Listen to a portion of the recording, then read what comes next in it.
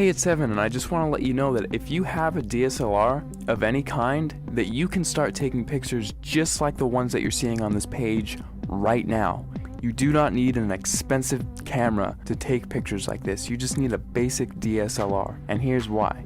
A lot of people think that if they have the best gear that they can make the best photographs. Now that is completely untrue, especially if you don't have the right knowledge and creativity. If you have creativity and ideas, and you know about things like composition and light, you can make way better pictures with your camera than the photographer who doesn't know about those things but has the most expensive $20,000 camera. The camera is not important at all. See, in trick photography and special effects, you want to focus more on the creative and artistic ideas and less about the gear. The gear is just a tool. A good photographer will know how to use the basic fundamental principles of photography to take a good image with any camera. All DSLRs, they all have a manual mode, and that is what I'm going to be showing you how to use in this course to create artistic images. So if you have a DSLR in your house right now, I don't care what it is or what it's called, I'm going to show you how to use it to create really artistic images. These pictures that you're seeing right here, all of these pictures were made with a Nikon D50 camera, which, if you don't know what type of camera that is, it's the first basic entry-level DSLR that Nikon released back in 2005.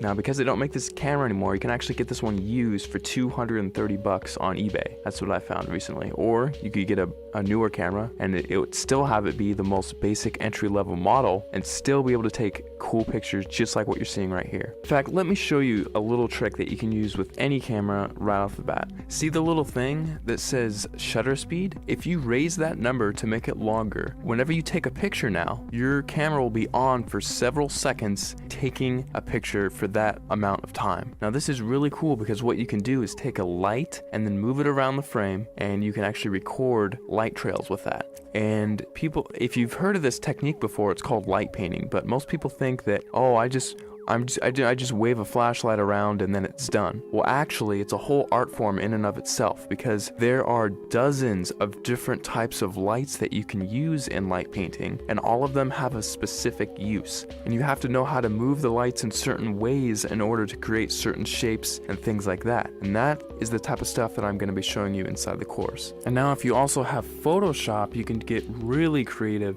In addition to just using your camera, you can do both. We'll only be using Photoshop for about a third of everything taught inside, so if you don't have Photoshop, don't feel left out. You can still do many tricks inside of the course. For example, in this picture, I love giving this as an example because it gets a lot of people's attention, and it's just funny. In this picture, I had my camera on a tripod and I was just photographing this room here. And what I did is I went down to my bank and I withdrew about $800, $871 to be exact. And then after that, I went around placing the money in different areas of the frame and then taking a picture. And then I moved the money into a different place of the frame, took another picture, and I kept repeating that process over and over again until finally it looks like I have $1 million inside of this room, which is really cool. Now, I like showing how to do this one because it's one of the simpler tricks, and anyone can do it if they have Photoshop. So that's just one trick I like to show. I'll show it in much more detail inside the full course, but you don't need the latest and greatest version of Photoshop. You can use Photoshop CS2, CS3, CS4, or the latest, which is CS5. And if you're using Photoshop Elements, you can use Photoshop Elements 10, and you can still get away with doing many things, including this trick.